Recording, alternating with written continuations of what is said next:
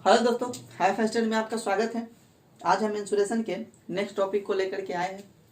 देखिए, mensuration 2D heading है। Mensuration 2D का वीडियो जो है हम 3 वीडियो ऑलरेडी अपलोड कर चुके हैं। अगर आप नहीं देखे हैं तो प्लेलिस्ट में जाकर के देख लीजिएगा। और हाँ, अगर मेरे चैनल पे पहली बार विजिट कर रहे हैं तो चैनल को भी सब्सक्राइब मत कीजिएगा। पूरा वीडियो देखिए, समझ में आए तो सब्सक्राइब कीजिएगा। देखिए, तो आज हम पढ़ने वाले हैं एरिया ऑफ डिफरेंट ट्रेंगल्स। वैसे तो ट्रेंगल के एरिया का बहुत सारा फार्मूला होता है, बट इसमें हम जिसकी तैयारी कर रहे हैं तो हम कंपटीशन की तैयारी कर रहे हैं। तो कंपटीशन की तैयारी में कुछ चीज लिमिटेड होती है। तो लिमिटेड में क्या है, देखिए यहाँ पर पढ़ने को बहुत है, बट लिमिटेड चीज ही पढ़ेंगे, शॉर्ट पढ़ के और हम एग्जाम को क्वालिफाई कर ले, ऐसा पढ़ाई करना चाहिए। तो 3 फार्मूला हमको पढ़ना पड़ता है एरिया ऑफ ट्रेंगल्स में। 3 फार्मूला पढ़ना पड़ता है, और भी 2-3 फार्मूले हैं, उसको हम अगले वीडियो में लेकर के आएंगे। फिलहाल हमको 3 फार्मूला पढ़ना है। पहला फार्मूला पढ़ना है, ये एरिया का सिंबल है, इसको डेल्टा बोलते हैं। क्या बोलते हैं? डेल्टा। इसको डेल्टा मतलब क्षेत्रफल ही होता है। क्या होता है? डेल्टा मतलब क्षेत्रफल ही होता है। तो पहला फार्मूला है एरिया के, पहला फार्मूला है ट्रेंगल के क्षेत्रफल का, त्रिभुज के क्षेत्रफल का पहला फार्मूला है 1/2 base into height. 1/2 base into height. उसके बाद सेकेंड फार्मूला है रूट अंदर S minus A, S minus B, S minus C, under root में ले लेते हैं इसको, जहाँ एस क्या होता है? A plus B plus C by 2 होता है। अब तीसरा फार्मूला क्या है? तो 1/2 बी सी साइन ए। तो आप सोच में पड़ जाइएगा कि हम कहाँ ये फार्मूला, पहला वाला फार्मूला लगाए, कहाँ दूसरा वाला फार्मूला लगाए, कहाँ तीसरा वाला फार्मूला लगाए। अब ये जायज है कि भाई 3 गो फार्मूला है, 3 गो फार्मूला है, तो कौन से फार्मूला का यूज हम कहाँ करें, ये तो सोचने वाली बात है कि नहीं।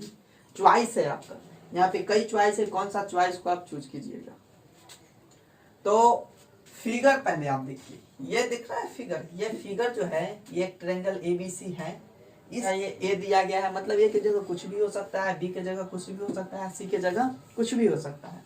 और ए से बी के बीच ये खींच दिया गया है एक लाइन, इसको एच से हम डिनोट कर दिए हैं। एच वो होता है आपका हाइट। वो क्या होता है? हाइट। तो जब क्वेश्चन में आपको बेस का वैल्यू दिया हुआ रहे और ये हाइट दिया हुआ रहे, आपको फार्मूला लगाना है यह 1/2 into base into height. 1/2 into base into height लगाना है आपको फार्मूला। इसका यूज करना है। इसका यूज कब कीजिएगा? कोई एक ट्रेंगल दे देगा और ट्रेंगल में ए का वैल्यू, बी का वैल्यू और सी का वैल्यू अलग अलग दे दिया जाए। ए बी सी का वैल्यू अगर आपको दिया हुआ है तो उस सिचुएशन में आपको लगाना है रूट अंदर S, S minus A, S minus B, S minus C. अब ये एस क्या होता है? तो एस को हम सेमी पेरीमीटर बोलते हैं। क्या बोलते हैं? सेमी पेरीमीटर बोलते हैं। हिंदी में क्या है तो अर्ध परिमाप बोलते हैं। तो ये एस निकलता कैसे है? तो ये तीनों साइड जो है ना, ये तीनों साइड को हम क्या कर देते हैं? जोड़ देते हैं और उसको 2 से क्या कर देते हैं? भाग देते हैं। अर्ध परिमाप हिंदी में बोलते हैं अर्ध परिमाप। तो इसका सीधा मतलब है परिमाप यानी पेरीमीटर। तो पेरीमीटर हम आपको पहले ही बता चुके हैं कि जितना बाउंड्री होता है, कोई फिगर है, उस फिगर का जितना बाउंड्री है, मतलब जितना साइड है, उस साइड को आप जोड़ दीजिएगा तो क्या निकल जाएगा? पेरीमीटर निकल जाएगा, परिमाप निकल जाएगा। तो सारा इसका ए बी सी तीनों साइड को हम जोड़ दिए हैं तो ये परिमाप निकल गया। लेकिन इसमें अर्ध लगा हुआ है, मतलब आधा, तो उसको क्या कर दिए? आधा कर दिए। तो जब तीनों साइड अलग अलग दिया हुआ हो तो हम यहाँ ये वाला फार्मूला लगाएंगे। अब देखिए तीसरा फार्मूला का यूज हम कब करेंगे? तो तीसरा फार्मूला कीजिए, फिगर ट्रेंगल का ही दिया रहेगा, त्रिभुज का फिगर दिया हुआ रहेगा, उसमें एक बेस दिया हुआ रहेगा आपको और थीटा दिया हुआ रहेगा, मतलब कोई एक एंगल दिया रहेगा, कोण का वैल्यू दिया रहेगा। तो ऐसा नहीं है कि नीचे वाला दे दिया, ऊपर वाला कोण दे दिया। आपको कह सकता है ये हो कोण दे देगा, इसका वैल्यू दे देगा, आपसे पूछ देगा कि ये कोण दे के और ये भी दे देगा। मतलब सीधा सा कहने का होता है कि अगर कोण ए का दिया वैल्यू तो उसके नीचे वाला बी का वैल्यू रहेगा आपको। उसके बाद अगर सी दे दिया तो आपको ये वाला वैल्यू जरूर देगा, ए दे देगा। उसके बाद आपको बी कोण दे दिया तो आपको ये ए सी वाला वैल्यू जरूर देगा। सीधा सा कहने का ये मतलब है। तो हम लगाते हैं 1/2 बी सी इंटू साइन ए लगाते हैं। अब एक और क्या फार्मूला हमको पढ़ना होता है त्रिभुज के क्षेत्रफल से रिलेटेड? तो ये फार्मूला बहुत बार कभी कभी हमको एग्जाम में पूछ दिया जाता है। समबाहु त्रिभुज का क्षेत्रफल, इंग्लिश में बोलते हैं equilateral triangle, area of equilateral triangle. Formula होता है √3/4 इंटू साइड स्क्वायर। तो जब ये फार्मूला आप कब लगाइएगा, जब क्वेश्चन में ये बात बोले कि समबाहु त्रिभुज है, जब कहे कि समबाहु त्रिभुज है, तब आपको लगाना है ये वाला फार्मूला √3/4 गुने भुजा स्क्वायर। समबाहु त्रिभुज क्या होता है, थोड़ा परिचय कर लीजिए इससे। तो समबाहु त्रिभुज उस त्रिभुज को बोलते हैं जिसके तीनों भुजा बराबर होते हैं। बाहु, समबाहु, इसको तोड़ेंगे ना, सम मतलब होता है बराबर, और बाहु मतलब होता है भुजा। बाहु मतलब भुजा होता है। तो समबाहु कहने का सीधा ये मतलब है कि वैसा त्रिभुज जिसके सारा भुजा यानी तीनों भुजा, तीनों साइड बराबर हो, तीनों साइड इक्वल है, तो उसको हम बोलते हैं इक्विलेटरल ट्रायंगल। तो इसमें फिगर में है एबीसी एक ट्रायंगल है, इसका ये भी साइड बराबर है, ये भी साइड बराबर है, ये भी साइड बराबर, यानी तीनों का वैल्यू क्या है, ए है। तो वैसा त्रिभुज जिसके तीनों साइड का वैल्यू बराबर हो उसको हम बोलते हैं समबाहु त्रिभुज। वहाँ क्या फार्मूला लगाना है, √3/4 गुने भुजा स्क्वायर, √3/4 गुने साइड स्क्वायर। तो देखिए नेक्स्ट पॉइंट क्या पढ़ने वाले हैं हम, नेक्स्ट पॉइंट पढ़ने वाले हैं हम वृत्त के रेडियस निकालना, वृत्त के रेडियस निकालने का फार्मूला जानने वाले हैं। यानी फिगर देखिए, फिगर यहाँ यह है, फिगर में क्या मतलब क्वेश्चन में कैसे रहेगा, क्वेश्चन किस तरह से पूछ सकता है। तो क्वेश्चन आपसे पूछेगा कि किसी त्रिभुज के अंदर, त्रिभुज कैसा है ये हम नहीं डिसाइड कर रहे हैं, ये क्वेश्चन में अगर नहीं देता, कहे कि कोई त्रिभुज है, उस त्रिभुज के अंदर क्या है, एक वृत्त बना दिया गया है। त्रिभुज के अंदर क्या किया गया है, एक वृत्त बना दिया गया है। तो त्रिभुज का भुजा दे देगा, त्रिभुज का साइड दे देगा, ए साइड दे दिया, बी साइड दे दिया और सी साइड दे दिया।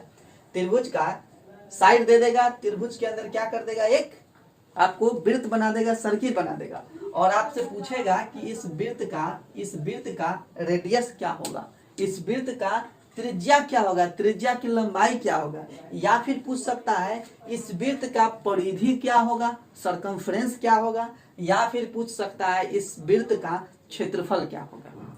तो वृत्त में वृत्त के परिधि या क्षेत्रफल कुछ भी हमको निकालना होगा तो हमारे पास क्या होना चाहिए, रेडियस होना चाहिए। अगर हमारे पास रेडियस है तो वृत्त का परिधि यानी सरकमफ्रेंस और वृत्त का क्षेत्रफल यानी एरिया निकाल सकते हैं।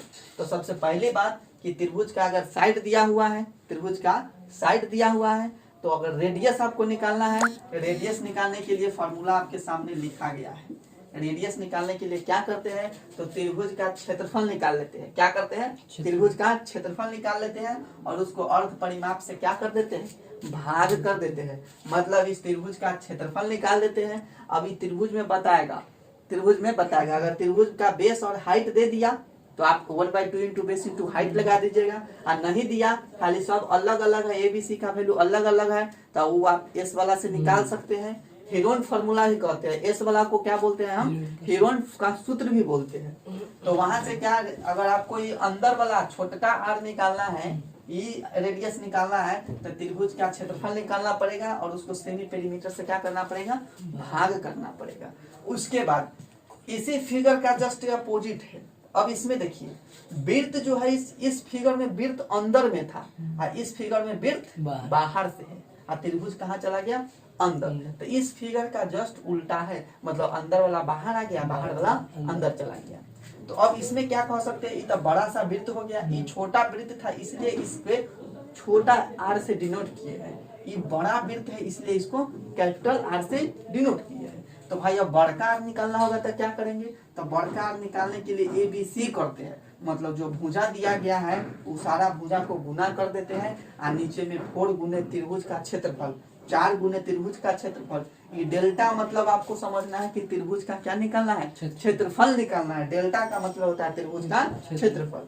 तो ये दोनों जो पॉइंट बताइए, दोनों पॉइंट की जरूरत आगे है। मेंसुरेशन में जब क्वेश्चंस को सॉल्व करें, वहाँ कठिन क्वेश्चंस आ जाएंगे तो वहां पर ये आपको हेल्प करेगा, तो आप इसको बोल सकते हैं कि अंतःवृत्त, इसको बोलते हैं अंतःवृत्त, इसको बोलते हैं परिवृत्त। अंतःवृत्त मतलब वृत्त अंदर में है और परिवृत्त मतलब वृत्त बाहर में है। तो अंतःवृत्त का त्रिज्या निकालना हो तो लगाते हैं त्रिभुज का क्षेत्रफल और बटे में अर्ध परिमाप, किसका, त्रिभुज का अर्ध परिमाप लगाते हैं।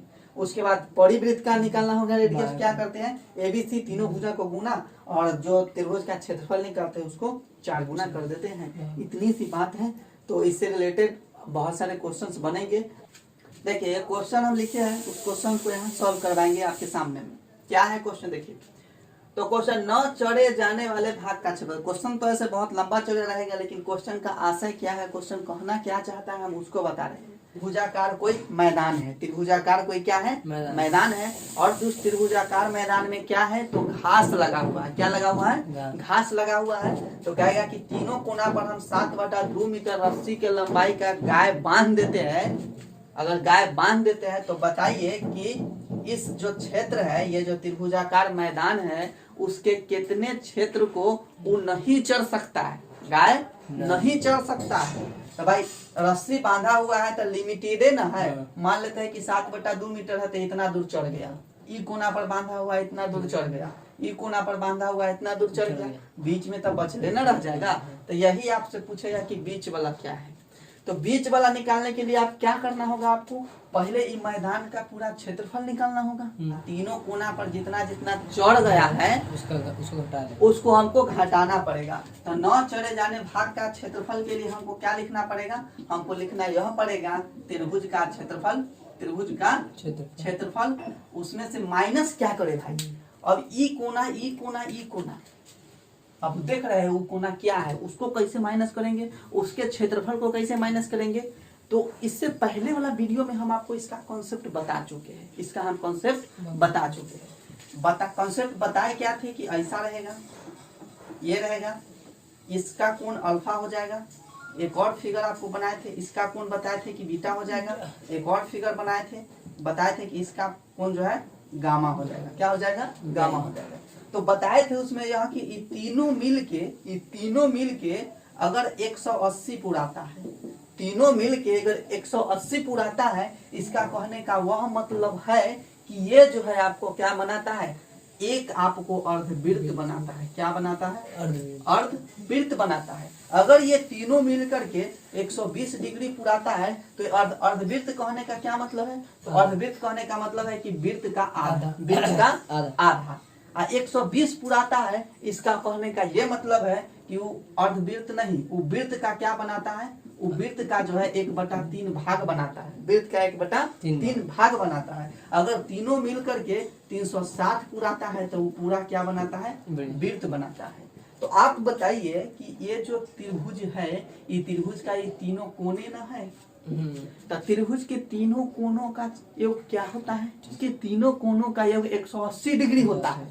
त्रिभुज के तीनों कोण का 180 डिग्री होता है। तो त्रिभुज के 3 कोण जोड़ देते हैं तो क्या हो जाता है, 180 डिग्री पूरा लेता है। यानी सीधा कहने का मतलब कि ई भाग मिला के एगो अर्धवृत्त बनाएगा। क्या बनाएगा, एगो अर्धवृत्त बनाएगा। कैसे, तो ये तीनों को हम सटा देंगे, ये तीनों को सटा देंगे। तो सटा दिए तो एक भाग यह बन गया, दूसरा भाग जो है ऐसे बन जाएगा, दूसरा भाग यह बन गया, तीसरा भाग एगो भाग, 2 भाग, 3 भाग, तो एगो अर्धवृत्त बना लिया कि नहीं बना लिया, अर्धवृत्त बना लिया।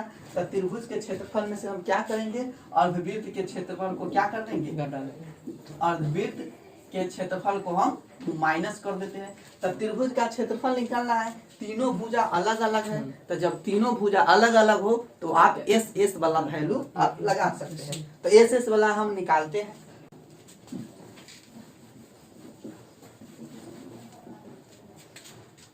एस बराबर हो जाएगा a + b + c बटा 2 हो जाएगा। सब को जोड़ दीजिए आप, तो ये हो जाएगा 5 4 9 3 12 का 2 हो जाएगा, और हो जाएगा 3 1 4, 42 बटा क्या हो जाएगा 2, कटने के बाद क्या हो जाएगा 21 हो जाएगा। तो हम एस वाला लगाते हैं तो क्या होता है 21 माइनस फिर क्या करते हैं 13 कर देते हैं। उसके बाद 21 माइनस क्या करेंगे 14 कर देंगे। उसके बाद 21 माइनस क्या कर देंगे 15 कर देंगे। यानी एस हो गया s माइनस a कर दिए, एस हो गया s माइनस a, उसके बाद s माइनस बी, उसके बाद s माइनस सी कर दिए। सीधी बात है। उसके बाद ये 21 हो जाएगा, 13 में से 21 को आप घटा दीजिए। तो 13 में से 21 को आप घटाइएगा तो कितना बच जाएगा 8 बच जाएगा। अब गुना ये हो जाएगा 7 बच जाएगा, और ये गुना कितना हो जाएगा तो ये 6 बच जाएगा। ये सीधा बात है। अब इसका निकाल देना है हमको। क्या कर सकते हैं हम, 21 को 2 भाग में तोड़ेंगे तो कितना हो जाएगा 2 गुने 3, इसको 21 को तोड़ेंगे तो 3 गुने 7 हो जाएगा। 8 को क्या कर सकते हैं 2 गुने 2 कर सकते हैं, 7 7 रह जाएगा, 6 हो जाएगा, 3 गुने 2 ये हो गया। अब इसके अंदर से हम 2 का जोड़ा, एगो 3 यहाँ है एगो 3 यहाँ, 2 को 3 मिला के बाहर एगो आ जाएगा। उसके बाद 2 को 7 मिल रहा है, 2 को 7 के बदले एगो 7 बाहर आएगा। अब 4 को 2 मिल रहा है तो 2 को 2 बाहर आ जाएगा। सबको गुना करते हैं, देखो जाता है 27 गुना 42 गुना 84, ये हो जाएगा 84 मीटर स्क्वायर। यूनिट मीटर में है तो मीटर स्क्वायर आ गया। अर्धवृत्त का क्षेत्रफल निकालना है तो हम अर्धवृत्त का क्षेत्रफल यहाँ निकाल लेते हैं। रेडियस दिया हुआ है, यानी वृत्त का क्षेत्रफल क्या होता है, वृत्त का क्षेत्रफल पाई आर स्क्वायर होता है। इसका क्या करना है, हमको आधा नहीं निकालना है। तो पाई का वैल्यू होता है 22/7। आगे जगह क्या रखना है, 7/2 स्क्वायर है तो 2 बार कर देते हैं। 7/2 गुने 7/2 और उसका क्या करना है, हमको आधा करना है। क्या करना है, आधा। तो एगो 7 से एगो 7 कट जाएगा, एगो 2 से एगो 2 कट जाएगा। ठीक है, ये कट गया। ये 2 से 11 बार में कट जाएगा, यानी 11 7 कितना हो जाएगा, 77 मीटर स्क्वायर। तो हमको क्या करना है, ये 84 मीटर स्क्वायर में से हम 77 मीटर स्क्वायर को क्या कर देंगे, हटा देंगे। ये तो 14 में से 7 जाएगा तो कितना बच जाएगा, नहीं तो कट जाएगा तो कितना हो जाएगा, ये 7 मीटर स्क्वायर। तो अगर इस तरह का क्वेश्चन एग्जाम में आ जाता है तो आपको ये अप्रोच लगाना है। आपको कैलकुलेशन को फास्ट करना पड़ेगा।